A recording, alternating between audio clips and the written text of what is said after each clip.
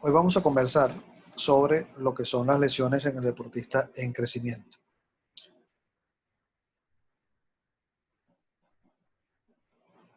Fíjense que si agregamos o observamos este cuadro o este esquema, vamos a ver que el deportista en crecimiento es susceptible de un gran sinnúmero de lesiones.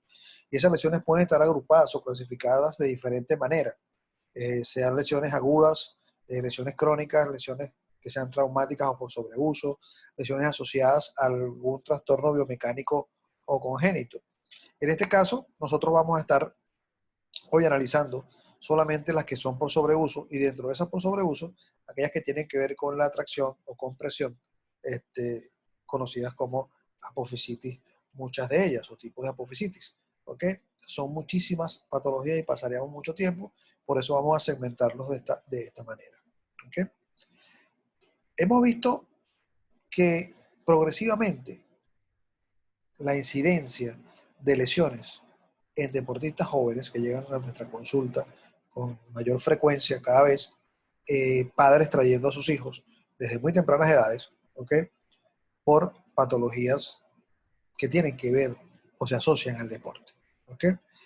Eh, Estos jóvenes en crecimiento, por supuesto, esta patología puede estar dada porque hay un aumento importantísimo en la participación de jóvenes en diversas actividades deportivas, por supuesto un registro importantísimo, un mejor registro de las actividades y de las lesiones, y por supuesto un mejor conocimiento por parte de los médicos, de los padres, de los entrenadores, de las lesiones, y eso por supuesto hay mejoras en el diagnóstico, por supuesto eso permite que podamos registrar o tomar con tiempo, y eso es lo que queremos, tomar con suficiente tiempo, hacer los diagnósticos sobre este tipo de lesiones porque son, desde el punto de vista de prevención, aquellas que podemos controlar, ¿ok? Lograr curarlas, sanarlas y que el atleta no quede con ninguna secuela y eso es lo que queremos discutir hoy y llegar hasta allá.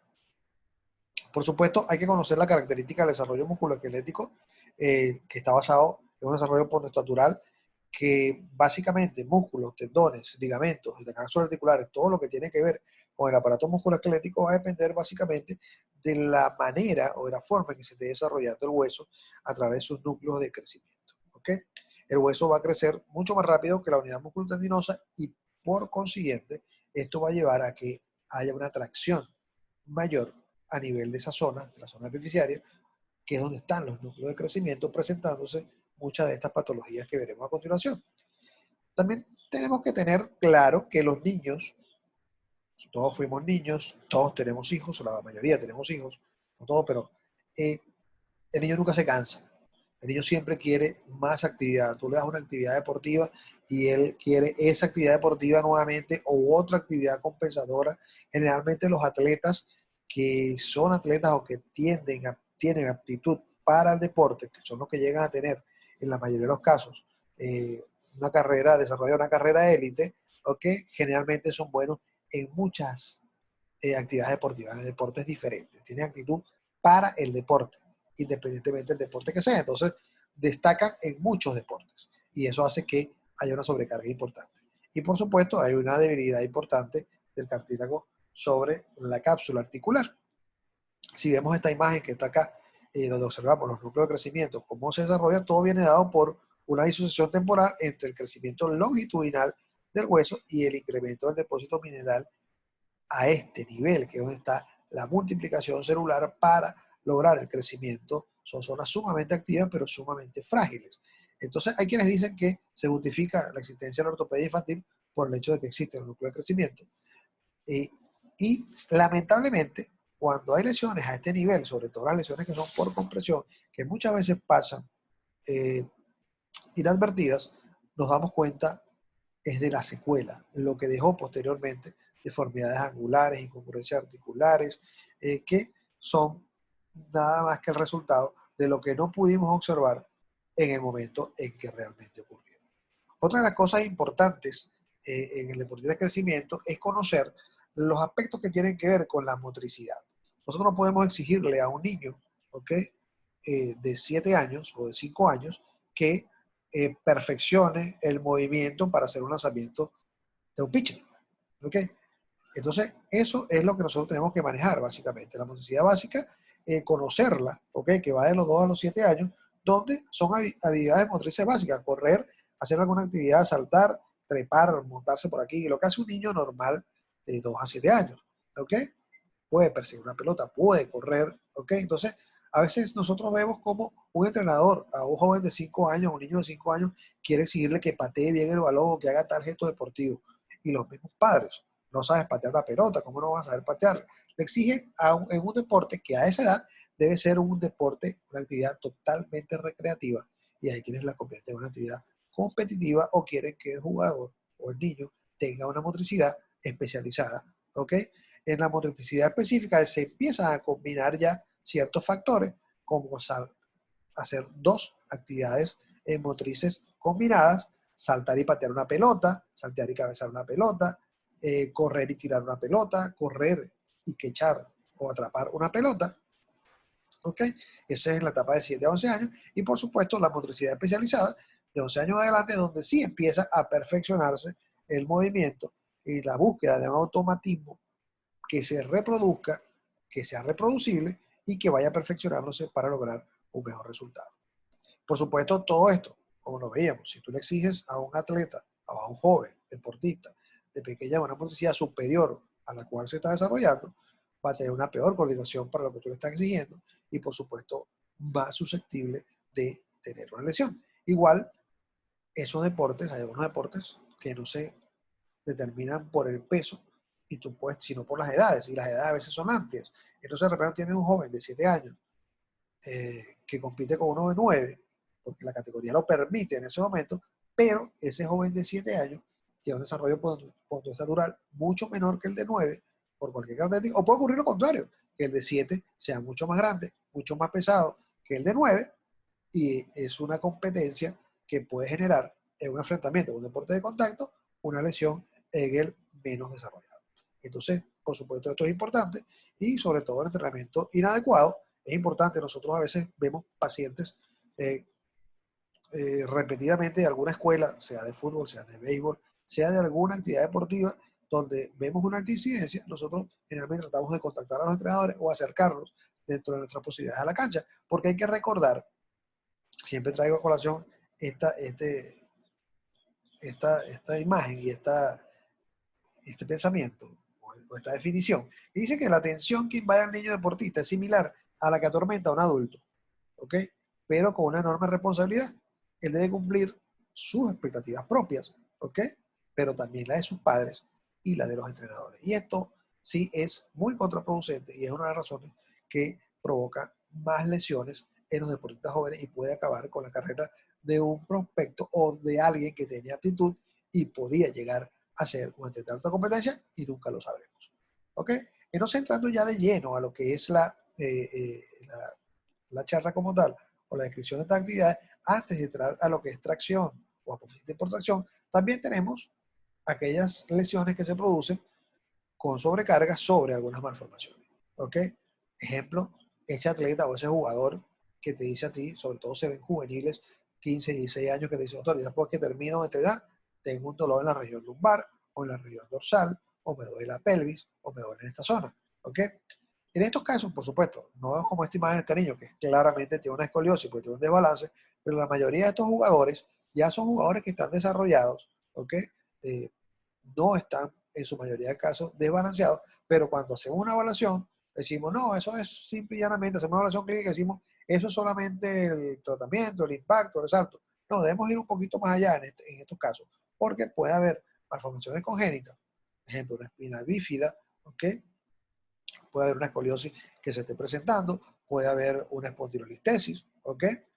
Que pueden estar afectando a este joven, y nosotros lo que estamos haciendo es llevando con la actividad que tiene el paciente, permitiendo que ese jugador vaya progresando su patología, cuando si podemos determinarla en el momento adecuado, podemos establecer los correctivos de rehabilitación para que estos jugadores puedan volver a la actividad en el deporte que escogieron. ¿Ok? Igual ocurre con el pie plano, lo hace mucho más susceptible de tener un esguince de tobillo o una alteración a nivel de la rodilla, a nivel de sobrecarga del compartimento externo por un valgo. ¿Ok? ¿ok? O a nivel de la cadera. Entonces, siempre es importante tener esto. Pero ya entrando a lo que son las patologías propias de apofisitis o de tracción, ¿ok? Patología de tracción por sobreuso, vamos a encontrar las tres más frecuentes. Todas son básicamente en el miembro inferior, ¿ok? Enfermedad de Sever, que es a nivel del calcáneo, ¿ok? Del núcleo de crecimiento del calcáneo por una tracción a nivel del tendón de Aquiles, un Overlater, que es la tracción del tendón patelar en su interacción tibial a nivel de la tuberosidad anterior de la tibia, y el síndrome Larsen-Johansson, que también es a nivel del tendón patelar, pero en su inserción en el porno inferior de la rótula. De esa patología, si nosotros observamos el Sever, que es la que se presenta más precozmente en las etapas de desarrollo, 7, 8 años, ¿ok? Es ese jugador o ese deportista que después que llega al entrenamiento, está en la casa, en la noche, a hacer las tareas o lo que vaya a hacer, empieza a presentar dolor, a cojear, a decirle a los padres que le duele el talón, ¿ok? Es importante que nosotros, que es una de las premisas que tenemos, que lo que hagamos, siempre que logremos, en la parte del interrogatorio que es vital, el conocimiento de lo que pueda estar pasando, eh, para lograr que ese atleta pueda regresar a su actividad con seguridad y curado. ¿Ok? Entonces, mientras más tardemos en hacer el diagnóstico, ¿ok? Mientras más interroguemos, mientras menos interroguemos, más vamos a tardar y eso va a llevar a que la recuperación sea más tardía. ¿Ok?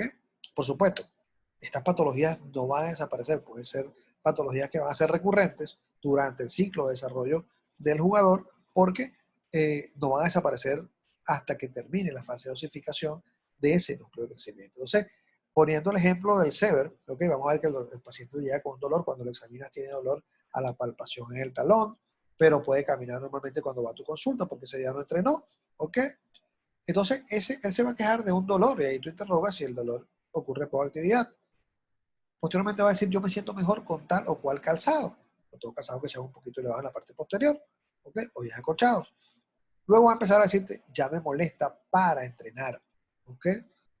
Luego va a hacer una alteración de la marcha porque va a buscar una postura que le permita no tener dolor durante su actividad o simplemente para marchar o caminar. Y finalmente muchas veces los padres te lo traen porque dicen, mi hijo está caminando de puntillas porque es la única forma que puede caminar para que no le duela. Entonces, por supuesto, vean cómo va decreciendo la actividad deportiva, ¿ok? Y por supuesto, la recuperación es mucho más tardía. Hay factores que dependen del paciente y hay factores que dependen de la actividad. Dentro de los factores que dependen del paciente, por supuesto la de sexo, la decía que aparece, una de las primeras que aparece, puede aparecer desde los 6 hasta los 14 años, 13 años, ¿ok? Va a depender mucho también de la velocidad de crecimiento tanto del pie como de longitudinal del atleta, ¿ok? Es mucho más frecuente en varones, ¿ok? Aunque hay una incidencia importante en damas, en niñas, pero generalmente está asociado a deportes como la gimnasia, que eh, trabajan descalzas o simplemente con un calzado muy suave, ¿ok? La característica del pie, si es un paciente que tiene pie plano o pie cabo, si existe o no dismetría de miembros inferiores, se ha asociado también que una pequeña dismetría puede generar el Sever en un paciente o no, ¿ok? Normalmente es unilateral, pero hay casos donde es bilateral. Generalmente es en el pie. En algunos deportes se ha determinado también que tiene que ver más con el pie de apoyo más que con el pie dominante, ¿ok? Pero hay jugadores o deportes donde se asume el impulso en el salto, por lo menos el baloncesto, el salto con el pie de apoyo, ¿ok? Con el pie dominante. En cambio, en el fútbol, el pie dominante es el que patea y el pie de apoyo es el pie contralateral.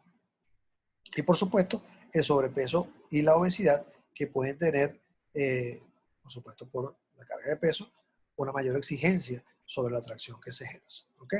Y existen aquellas actividades que son dependientes o aquellas posibles causas que son dependientes de la actividad. El deporte, ¿ok? Como decía, baloncesto, fútbol, deportes de salto, ¿ok? Deportes de impacto, la gimnasia en el caso de las chicas, ¿ok? Las horas de actividad, lo que hablábamos, el jugador que tiene aptitud para los deportes generalmente practica varios deportes diferentes o pueden practicar el mismo deporte, pero practican en la escuela, en la escuela de fútbol, en la escuela, en su liceo, y después llegan a casa, al urbanismo donde viven y van a la cancha a compartir así jugando con los amigos. Las superficies sobre las que se trabaja, superficies duras, generan un mayor impacto, por supuesto, y el calzado es sumamente importante. Nosotros hace mucho tiempo, aproximadamente hace 15 años, hicimos un estudio porque nos llamaba la atención que una escuela de fútbol, una de las más importantes de acá, empezamos a ver una alta incidencia en enfermedades severas. Nos trasladamos hacia la cancha, observamos que la cancha fue una época de sequía, ya no tenía grama, era prácticamente tierra, pero prácticamente muy dura, okay, sin humedad. Y los jugadores, como siempre, solicitan el calzado y los padres quieren comprar el calzado más bonito, el de último modelo, el que acaba de llegar. Y ese calzado, en el caso del fútbol, realmente es un calzado que viene diseñado para jugadores profesionales o jugadores que practican en canchas eh, de césped natural. Y por supuesto, aquí van a ver, como están viendo acá, hay diferentes tipos de calzado, ¿ok? Césped natural, con taco más grande, un césped natural que sea blando, un césped natural un poco más duro, con tacos más pequeños. Vemos el césped artificial y vemos dos calzados para césped artificial de tercera generación, que es muy parecido al césped de natural un poco duro, ¿ok? Y generalmente el césped que tenemos en nuestro país, en Venezuela, la mayoría de las canchas son de césped artificial de primera generación, que son césped artificiales que son realmente duros. Y entonces el jugador debe usar este tipo de calzado. Y por supuesto, los que juegan en tabloncillo, los que hacen fútbol sala, fútbol en salón, ¿ok? O deportes de tabloncillo, deben usar este tipo de suela. Esto es importantísimo. Nosotros veíamos que los jugadores jugaban con taco y eso es importante a la hora de nosotros establecer las actividades, el interrogatorio que le hacemos, con qué calzado juegas, cuánto tiempo juegas, en qué escuela estás jugando, ¿ok? Y eso es importante para nosotros también conocer qué escuelas, cuáles son las características de las canchas de estas escuelas. Como les decía al inicio, el tratamiento de estas patologías realmente impresiona, es muy sencillo. Y más allá del tratamiento, lo importante es que logremos hacer un diagnóstico adecuado en el momento adecuado. Y por eso digo, siempre la base del tratamiento es la parte preventiva, la corrección, identificación y ataque de esos factores de riesgo. La cancha, ¿ok? El calzado, las exigencias de los padres, el tiempo en actividad. Todas esas cosas son importantes. El tratamiento farmacológico siempre va destinado al alivio de los síntomas, antiinflamatorios no esteroideos, tratamos en lo posible de usarlo lo menos posible, ¿ok? El tratamiento fisioterapéutico va destinado a terapias o actividades de estiramiento, lograr elongación del tendón de Aquiles, buen estiramiento, ejercicios para mejorar ese estiramiento para disminuir la carga que ocurre sobre el joven. El hielo es importantísimo en todas estas patologías. La colocación de hielo durante 15 minutos después de la actividad que realiza el jugador es sumamente importante. Y el tratamiento ortésico, en algunos casos tenemos que usar plantillas taloneras, la modificación del calzado y utilización de un calzado que sea un poquito elevado en la parte posterior para generar una relajación del Aquiles para las actividades de marcha normal.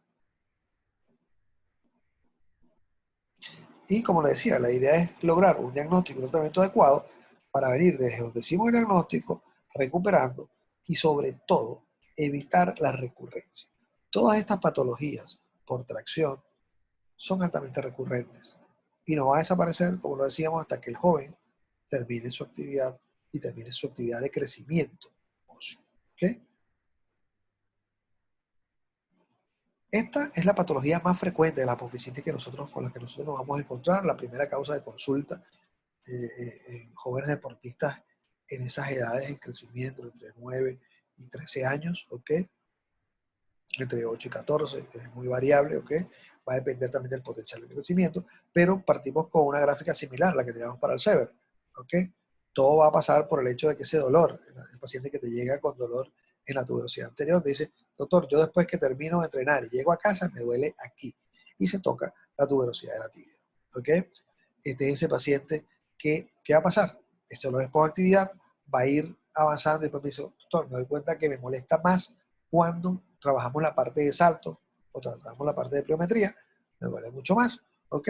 Cuando hay actividades, después el paciente dice, no, me está doliendo ahora, si tarda mucho, si tardamos mucho en establecer el diagnóstico o en ello de buscar ayuda o el entrenador en darse cuenta de lo que está pasando, va a haber dolor con la actividad propia, ¿ok? Del deporte, ¿ok? Que va a mermar en el rendimiento del jugador. Y posteriormente, finalmente, una alteración de la marcha, él va a modificar su marcha, ¿ok? Tanto para su marcha normal como para las actividades que realiza en la práctica deportiva y por supuesto esto va a llevar en detrimento de el rendimiento de ese jugador. Entonces, muchas veces te lo traen los padres es porque les llama la atención que el joven tiene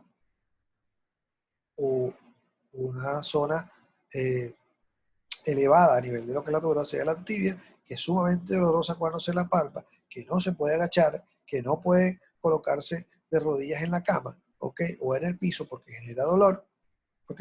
Y esta es, cuando llegan con esta tumefacción en esta etapa, por supuesto, ya hemos perdido un tiempo importante de evaluación. Por supuesto, tiene que ver mucho con la edad, como le decíamos, las edades en que esto se va a venir presentando son edades que pueden ser muy variables, pero generalmente están asociadas a entre los 12 y los 15 años en los hombres, pues, pero incluso tengo pacientes, dependiendo de la velocidad de crecimiento, que con 9 años están presentando dolor en esa zona, hasta 8 años, y en las niñas entre 8 y 12 años. Se dice que el 10% de esas patologías generan dolor, ¿ok? O limitación a la actividad.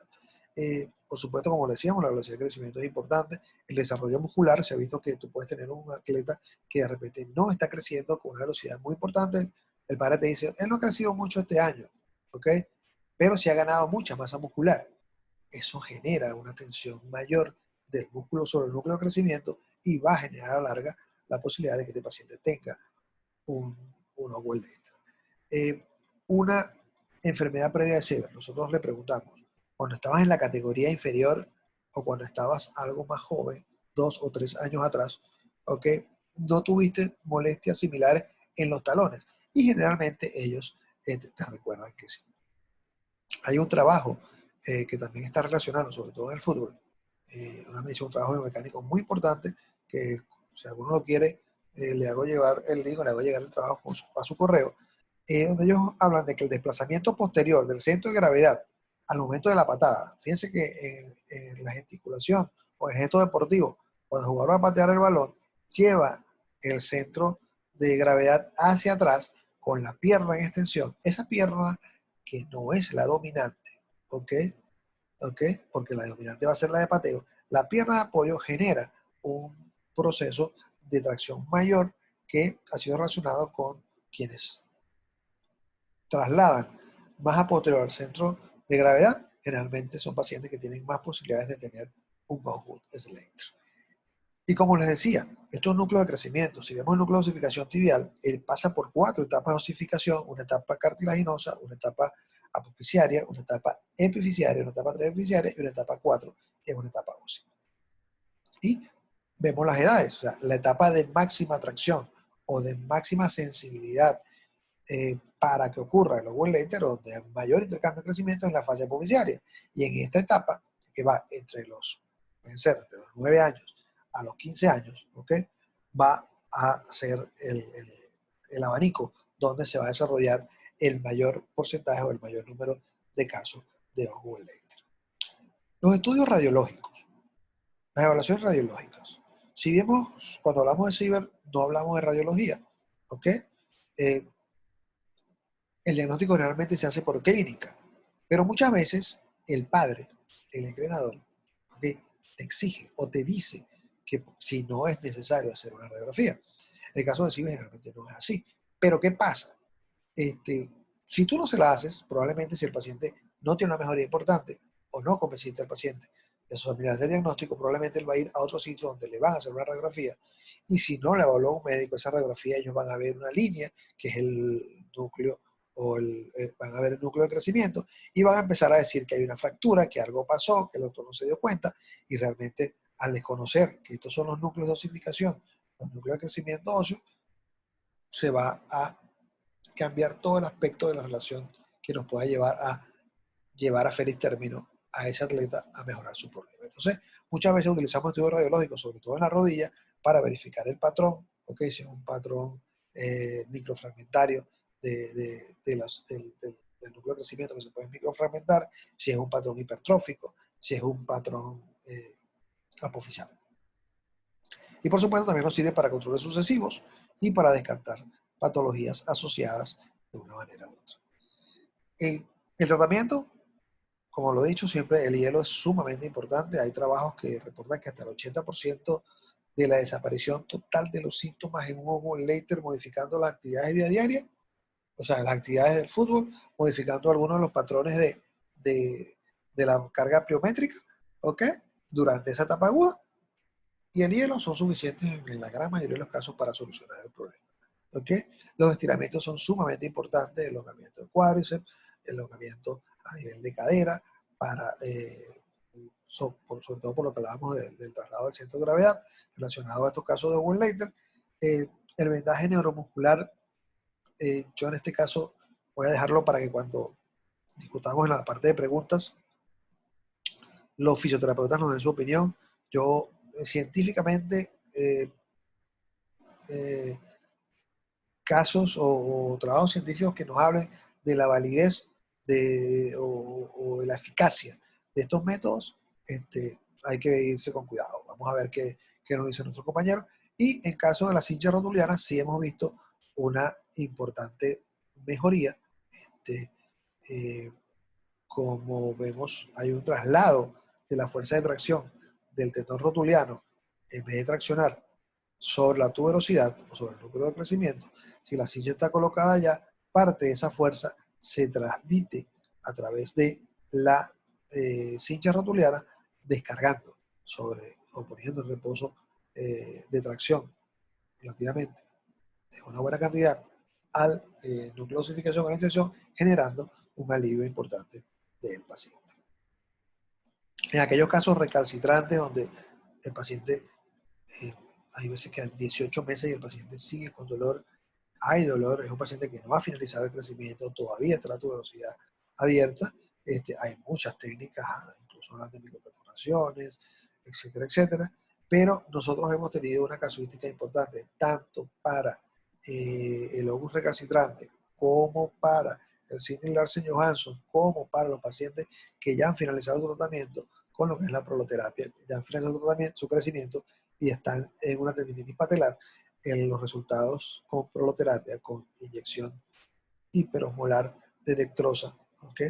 A 25%, muy buenos resultados. Nosotros tenemos una casuística importante y este trabajo del doctor Topol y Podesta de Argentina es un trabajo bien interesante que nos permite, en aquellos casos recalcitrantes, un tratamiento adecuado.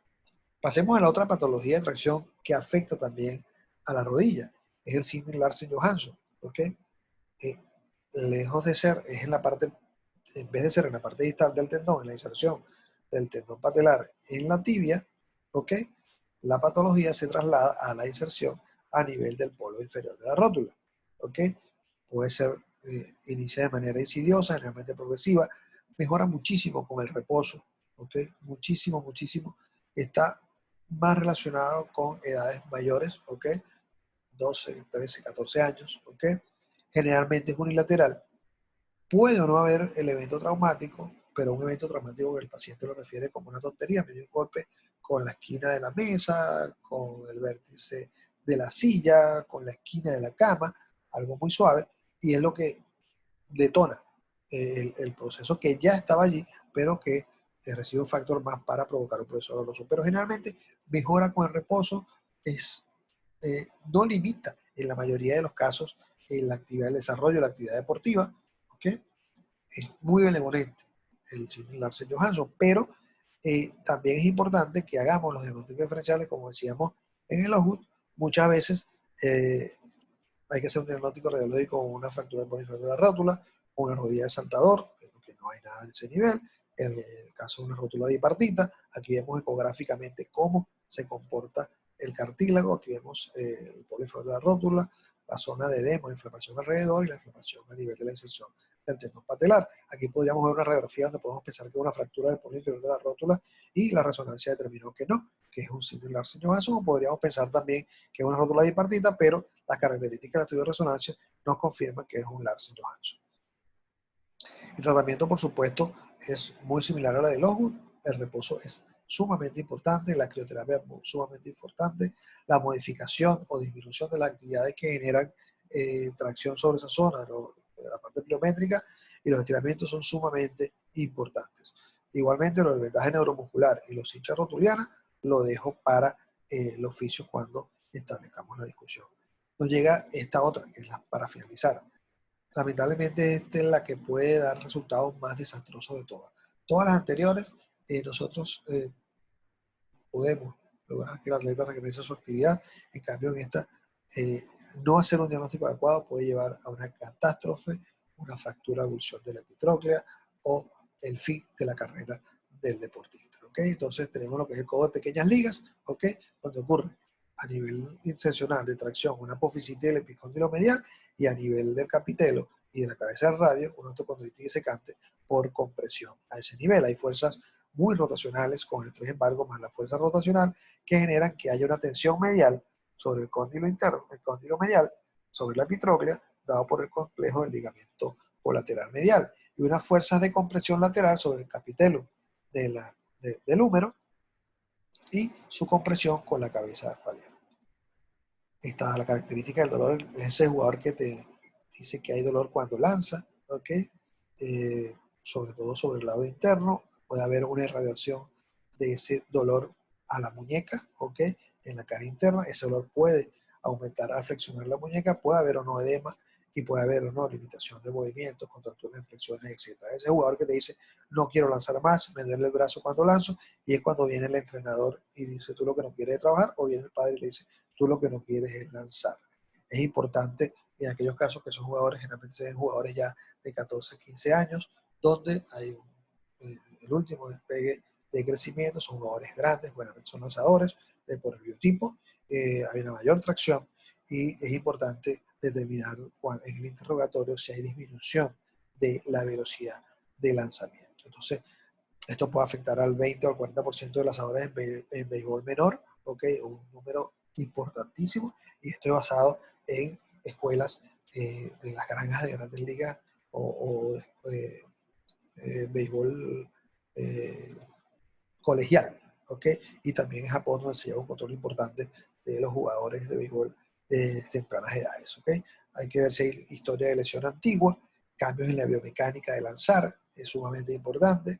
Si hay, verificar el tipo y número de lanzamientos que realiza, ¿ok? El número de innings lanzados, que acentúa o que disminuye el dolor, son factores importantes para nosotros determinar.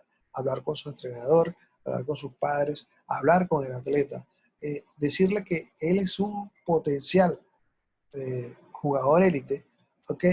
Para que se abra y pueda decirte las verdades cuando tú lo interrogues sobre si él lanza el número de lanzamiento en su escuela, pero se va a jugar lo que nosotros llamamos en Venezuela una caimanera, ¿ok? Y sigue lanzando allá. Entonces, eso es sumamente importante. Estas lesiones, ¿ok? Cuando vemos, como estamos hablando del codo del beisbolista o de pequeñas ligas, esa lesión, como decía, la apofisitis es un proceso de tracción, ¿ok? Pero esa tracción eh, puede generar cambios morfológicos a nivel de la apófisis cuando lo veamos radiológicamente, ¿ok? Y eso nos va a dar una idea de cómo se comporta. En el peor de los casos, si no logramos hacer el diagnóstico preciso o el niño acude tardíamente, puede llegarnos ya cuando tiene una avulsión, una fractura. Por supuesto, es un cuadro sumamente mucho más aparatoso que el simple dolor en el codo, pero ya nosotros tenemos que estar pendientes, ¿ok?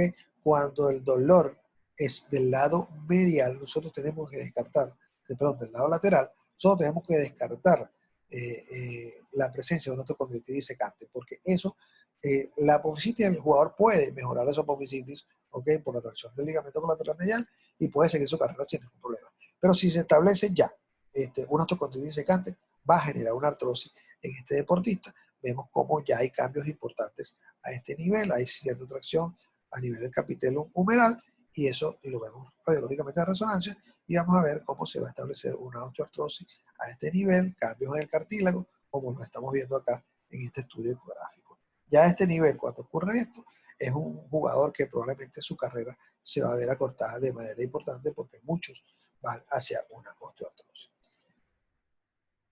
El tratamiento, por supuesto, va destinado al reposo, ¿ok? Hasta 16, 18 meses a veces, y la evaluación constante de estos jugadores, por supuesto, todo un protocolo que pasaríamos mucho tiempo, ya no tenemos mucho para discutir lo que son los protocolos para estos lanzadores, pero por supuesto, en conclusión, lo que quiero que tengamos acá claro es que el interrogatorio nos orienta en gran medida al diagnóstico. Si nosotros hacemos un interrogatorio bien hecho a tiempo, podemos lograr lo mejor para nuestro deportista.